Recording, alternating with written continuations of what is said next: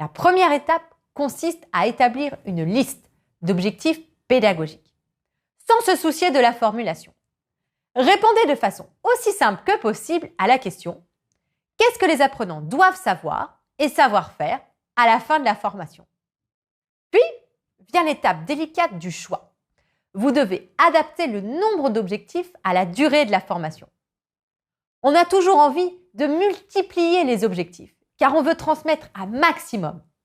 Mais rappelez-vous, un objectif doit être évalué et répété pour être acquis. Cela prend du temps. Un bon ordre de grandeur est de diviser la durée de la formation par 5.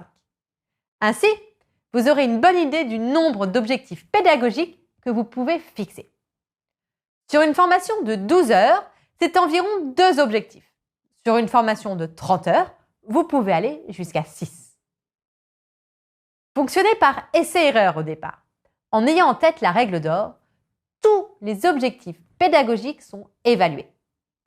Si vous avez l'impression de manquer de temps, c'est que vous avez prévu trop d'objectifs.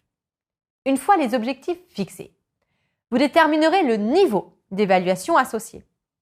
D'après le docteur De Kettelé, chercheur en évaluation, il existe 4 niveaux d'évaluation.